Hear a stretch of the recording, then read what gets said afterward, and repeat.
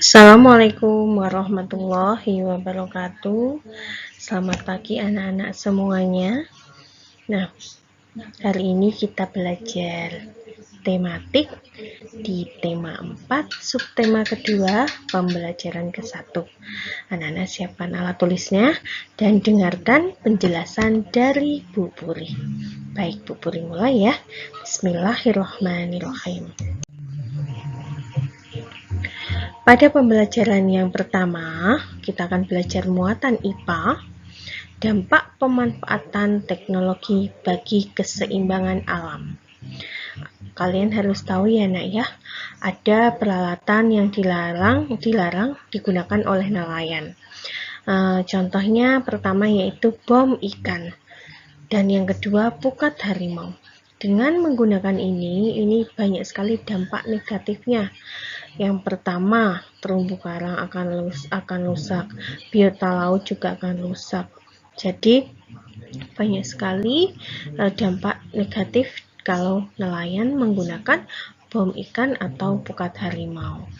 Nah, hal ini dikarenakan dapat menimbulkan dampak negatif terhadap lingkungan. Hal-hal yang perlu diperhatikan supaya keseimbangan alam tetap terjaga. Yang pertama, tidak menangkap ikan secara besar-besaran. Yang kedua, tidak menggunakan bahan peledak atau racun. Yang ketiga, tidak menggunakan pukat harimau. Dan yang keempat, memperhitungkan daur hidup ikan.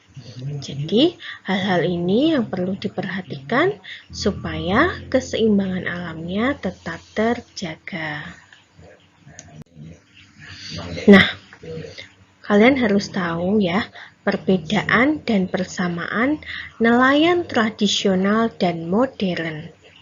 Kalau nelayan tradisional, itu dia menggunakan perahu layar dan menggunakan peralatan tangkap sederhana atau tradisional. Kalau nelayan modern, itu menggunakan perahu bermesin. Yang kedua, menggunakan peralatan tangkap modern dan memanfaatkan gelombang suara atau sonar. Nah, persamaan nelayan tradisional dan nelayan modern, yang pertama sama-sama mencari ikan. Yang kedua, sama-sama menjual ikan untuk kebutuhan sehari-hari. Dan yang ketiga, mengandalkan perkiraan cuaca dan gelombang laut. Jadi ini ya, perbedaan dan persamaan dari nelayan tradisional dan modern. Untuk pembelajaran yang kedua, kita belajar muatan IPS, jenis pekerjaan dalam suatu kegiatan ekonomi. Nah, kegiatan ekonomi itu terdiri atas produksi, distribusi, dan konsumsi. Apa itu produksi? Produksi itu adalah yang menghasilkan barang.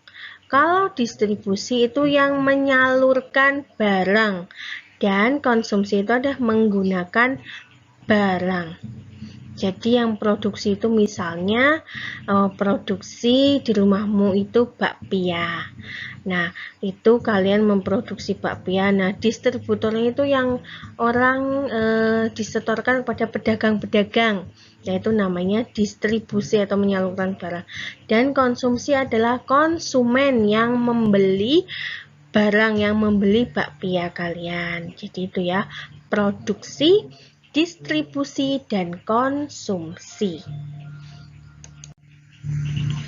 Nah, perhatikan skema kegiatan ekonomi berikut. Nah, ini adalah skema kegiatan ekonomi adalah pabrik teh. Nah, yang pertama, ini gambar ini adalah petani teh, adalah yang memproduksi atau produksi dari teh ini. Jadi petaninya memetik daun teh, ini adalah sebagai produksi. Nah, pabrik teh juga produksi sebagai produksi teh. Terus yang ini distributor teh atau distribusi, ya ini ya. Nah, terus ini dari pabrik teh diantar ke pedagang. Nah, pedagang juga disebut distribusi. Nah, konsumsi adalah orang yang menyeduh teh. Misalnya ini jagung, ini petani jagung, dan ini pabrik pembuatan atau pengolahan jagung. Terus ini dari pabrik disetorkan ke pedagang. Nah, yang konsumsi adalah orang yang menikmati jagung tersebut.